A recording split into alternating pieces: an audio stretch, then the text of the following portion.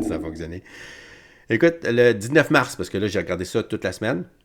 Fait que ça a commencé mardi, le 19 mars. Tanguay, Legault. Pourquoi? Lui, il se pose la question, là. Tanguay. Puis il pose la question à Legault. On va voir ce qu'il va répondre, là.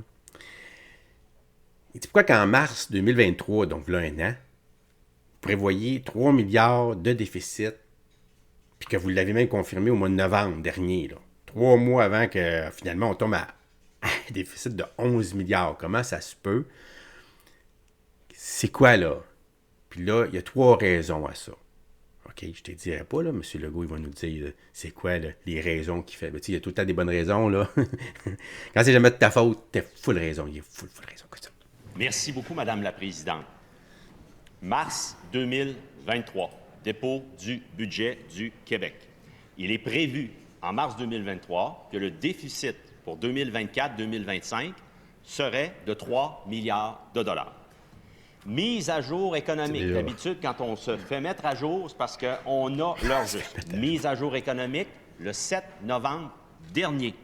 Le ministre des Finances confirme que le budget 2024-2025 aura un déficit de 3 milliards de dollars. Et le ministre dit, et je le cite à ce moment-là, « Le cadre financier est prudent et responsable. » Fin de la citation. En janvier, 2 mois après, janvier de cette année, janvier dernier, et le ministre des Finances et le premier ministre, tour à tour, affirment « Les déficits vont être plus importants. Le budget sera largement déficitaire. » Donc, 2 mois après, Madame la Présidente, l'histoire a complètement changé. Le lapin est sorti du sac mardi dernier, le 12 mars. Le déficit, ce n'est pas 3 milliards, comme ça avait été reconfirmé le 7 novembre, c'est 11 milliards de dollars. Ma question au premier ministre, qu'est-ce qui s'est passé entre novembre et janvier pour expliquer cette erreur de 8 milliards de dollars? Ouais, mettons. La réponse du premier ministre. Oui, qu'est-ce qui s'est passé entre les deux dates, Madame la Présidente? Essentiellement, 3 choses. Première chose, on a eu un ralentissement économique qui n'était pas prévu à la première date, avec autant d'ampleur. Deuxièmement, il y a eu un problème de niveau d'eau chez Hydro-Québec. Et troisièmement, c'est ça qui est le plus important, on a fait le choix d'investir massivement en éducation et en santé pour améliorer les services aux Québécois. Donc, Madame la Présidente, résumons, l'année dernière, on a décidé de réduire les impôts pour 4,6 millions d'habitants pour les aider à préserver leur pouvoir d'achat. Cette année, on a fait le choix d'investir massivement en santé et en éducation. Ça amène un déficit qui est gérable, qu'on va résorber sur 5 ans. On n'acceptera pas de faire ce que les libéraux ont fait, c'est-à-dire de l'austérité, des coupures de services puis des impôts dans le plafond. Première complémentaire. Fait que, t'as compris, là? Là, il y a un ralentissement économique, là. Il n'a pas prévu ça, là. La première date. Mais au mois de novembre, c'est rien passé de spécial depuis novembre, là, qui change de 8 milliards, là. 8 milliards, là. C'est de 3 à 11, là, c'est 3 fois 4, 12, là. Fait que c'est 4 fois pire, là. T'sais. Après ça, il nous parle de quoi? Il dit qu'est-ce qu'il dit? Il dit que là, il y a ces négociations. Ça, c'est bien pire, les négociations, là. Écoute, il a fait le choix. Il a fait le choix d'investir pour avoir qu'on ait des services. Bon, fait que là, on va avoir des services, les tonnerres, là. Écoute, au prix que ça a coûté, là, c'est fou, là. Quand le service qu'on va avoir, là, je suis pas capable de mettre la main dessus, là. Il doit être dessus exactement, là, pour l'instant, là. J'ai pas trouvé, là. Ben, mais on va le voir, là. Hein? Puis, il manque d'eau dans les bassins pour l'électricité, parce que, tu sais, c'est une vache à lait, là, Hydro-Québec. Tu sais, ils nous donnent beaucoup d'argent chaque année, là. Puis là, ils sont capables. Fait que les ristournes sont moins grandes parce qu'il manque d'eau dans le bassin. Première fois qu'on fait une affaire de même, là. Pas se poser de faune, là, en ce moment, là, des glaciers, là, je sais pas. En tout cas, je comprends pas comment c'est qu'il manque d'eau, mais il manquerait d'eau. Ce serait ces 3 raisons-là qui feraient qu'il tombe de 3 milliards à 11 milliards à, c'est clair, net et précis. Je veux dire, hey, c'est n'importe quoi. Écoute, l'autre, check l'autre. Alors, Madame la Présidente, on va les prendre un à un. Ralentissement économique. Le 7 novembre dernier, le ministre des Finances réitérait que pour lui, la croissance, c'était celle qu'il avait annoncée en mars 2023. 0,6 0,6 de hausse. Alors que, Madame la Présidente, on lui disait à l'époque que c'était trop élevé, que c'était pas réaliste. Finalement, c'est 0,2 C'est son erreur. C'est ce qui est en train de nous plaider, le premier ministre, Madame la Présidente. La réponse du premier ministre.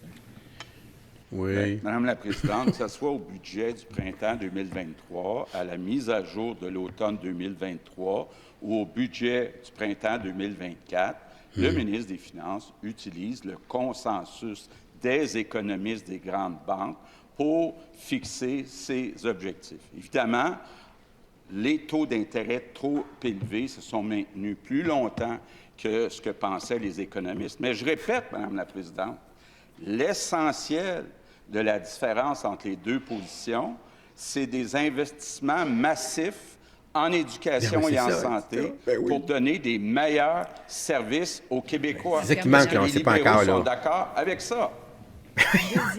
On est d'accord, M. Legault, avec les services. Moi, là, on veut des services. Là. Je trouve que ça nous coûte déjà très, très cher pour le pas de service qu'on a.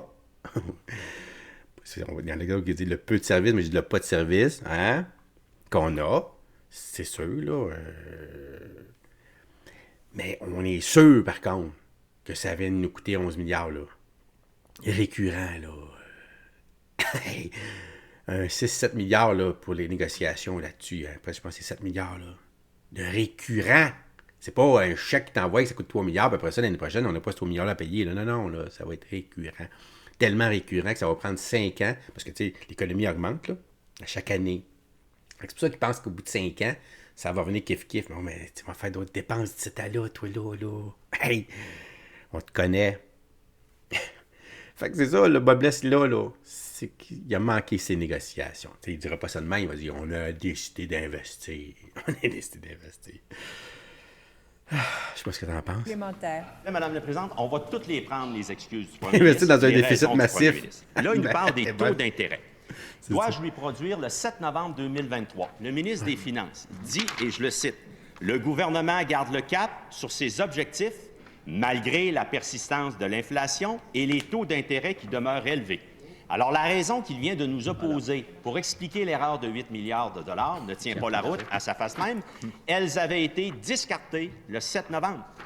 Qu'est-ce qui s'est passé pour expliquer l'erreur? La réponse du premier ministre. Oui, Madame la Présidente, je répète, il y a trois raisons qui expliquent l'augmentation du déficit. Un ralentissement économique plus grand que prévu par les économistes. Deuxièmement, un déficit de revenus important chez Hydro-Québec à cause du niveau d'eau. Et surtout, un choix d'investir massivement en éducation et en santé pour améliorer les services aux Québécois. Maintenant, on a un déficit. On a déjà des mesures sur les 3 prochaines années. On prévoit déjà que le déficit va beaucoup diminuer dans les 2 prochaines années. Tu n'es même pas capable de dire dans 3 mois qu'est-ce qui va arriver. Mauvais prévisionniste, je vais revenir là-dessus. Mauvais prévisionniste, il dit on prend le consensus des banques. Le consensus des banques n'était pas à 0,6, voilà. Il était à 0,3. Puis en passant, Desjardins est à moins 0,2. Et le réel, ça sera 0,2. Alors là-dessus, ils se sont trompés au niveau des prévisions, Madame la Présidente. Là, ils plaident que santé et éducation, c'était pas une priorité en novembre, parce qu'ils disaient on garde le cap, puis qu'en janvier, il s'est réveillé, puis c'était une priorité. Mais même là, ça n'explique pas le 8 milliards. Une priorité qui a été tardée. Oui, mais c'est parce que là, il a décidé de donner le pactole. Oui, Madame la Présidente, je suis très fier qu'on ait fait ce choix-là d'investir massivement en santé et en éducation, entre autres pour améliorer les conditions de travail des infirmières, des enseignants, et on va voir des améliorations dans les services, enfin, Madame la Présidente, ce qui n'a pas été vu pendant tout le règne libéral. Maintenant, dans 2 ans, on prévoit un déficit d'1,8 milliard, c'est-à-dire 0,3 du PIB. Donc, déjà, des mesures sont annoncées, puis il y a d'autres mesures qui vont être annoncées dans la prochaine année. Il est dur à croire. Il est dur à suivre, puis il est dur à croire, surtout. Hein? Parce que, tu sais, ce qui sort de sa bouche, il finit tout doux pour nous expliquer qu'il est arrivé une invasion d'abeilles, là. Hey, il y a toujours une bonne raison, une bonne excuse, une bonne raison. On n'est pas capable de se fier, pas une minute, sur ce qu'il dit avec sa bouche, là. Ce qui sort de sa bouche, c'est du vent, là. Et c'est ça qu'il faut en conclure. Fait que pourquoi que là, tout d'un coup, il nous dirait quelque chose qui arriverait, là, tu sais, là, à un moment donné. C'est comme quelqu'un qui crie « Ah, au secours, je suis en train de me noyer! » Tu sors en courant, il est là. « Ah, c'était une joke! Ah, on fait pas ça, on fait pas ça. » Tu sais, puis à plusieurs reprises, il fait ça. À un moment donné, là, il va crier « Ah, au secours! » Puis hey, arrête ça, là. Puis, il va se nailler pour de vrai. Puis, tu sais, arrête de dire n'importe quoi. Puis, dis-en moins, hein? Arrête de te péter les bretelles, puis dis juste des choses que t'es sûr. Essaye ça, ouais. Ça va être difficile, on dirait. Il n'est pas capable. Fait que là, le lendemain, Tanguay revient avec ça, parce que c'est sûr que le Parti libéral, là, l'économie, tu sais, il essaie d'être le parti... Ben, c'était le parti de l'économie, puis il représente le parti de l'opposition officielle, donc c'est sûr qu'avec un budget comme ça, c'est surprenant même de voir les autres oppositions, là, OK, on passe à d'autres choses, là, déjà, là. Tabarnouche, j'attends un peu, ça fait une semaine, là. On peut en parler on peut en parler au moins 2-3 semaines. Tu sais, demander des comptes, pas qu'on oublie ça, là, parce que nous, au Québec, là, les mémoires de mouches à fruits, c'est full, là. Fait que là, il va demander, là, il va dire, OK, votre déficit faramineux de 3, il dit pas faramineux, mais c'est moi qui l'invente, là. Mais c'est ça que ça veut dire pareil, de 3 à 11 milliards. Comment vous allez faire, là? Vous avez parlé d'équilibre budgétaire, là, l'équilibre. Comment vous allez faire pour atteindre cet équilibre-là? C'est ça, là, à un moment donné, là c'est fait. Là, on est dans la marque. Là. Bon, à un moment donné, là, t'as bien beau se dire comment ça, qu'est-ce qui est arrivé. C'est un mauvais gestionnaire. Arrête pas de le dire, on va prendre ces mêmes mots. C'est un mauvais gestionnaire. Il ne sait pas gérer le Québec. Bon, il a tout dilapidé les surplus. Bon, c'est sûr qu'à cause des libéraux, ça, je vais te le répéter encore, parce que c'est sûr que le libéral, lui, il ne dira pas ça. Là. Il va juste te dire que l'autre a dilapidé tous ses surplus honteux, les surplus honteux, là, qu'il a dû tout de suite réinvestir. Mais il n'a pas juste fait ça. Là. Il s'en est servi pour se faire réélire une deuxième fois aussi. Quand tu donnes des milliards en coût de 500$, là, juste avant les élections, là, c'est écœurant de faire ça. Tu comprends? Puis se donner 30% d'augmentation avant d'aller négocier dans le secteur public, c'est irresponsable. C'est ça. C'est un fait, là. Bon, mais quand même, un coup c'est fait, là. C'est toi qui as voté pour lui, là. Ça t'inquiète. Fait que là, comment est-ce qu'il est arrivé à l'équilibre? Madame la Présidente, on l'a vu avec le budget de la semaine passée, 11 milliards de dollars de déficit.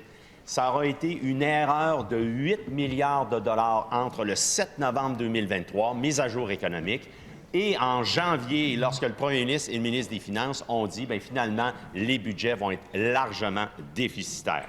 Donc, 2 mois, Madame la Présidente, pour passer de 3 milliards à 11 milliards. J'ai posé 7 questions au premier ministre hier et il n'était pas capable de dire précisément le 8 milliards. L'erreur, elle vient d'où?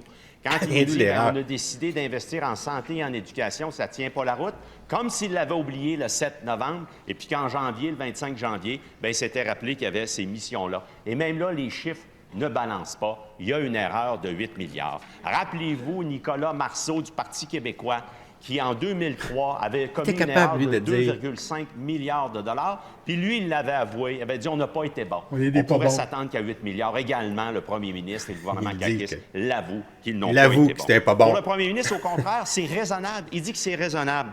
Bien, je vais le référer à son député de Saint-Jérôme qui lui dit que c'est énorme. On se trouve confronté à un vertigineux 11 milliards de dollars. Parlez-vous, parce que pour lui, c'est pas raisonnable, c'est vertigineux. Va-t-il présenter un plan? On ne veut pas le savoir, on veut le voir, comme disait Yvon Deschamps. On veut voir le plan. La réponse du premier ministre.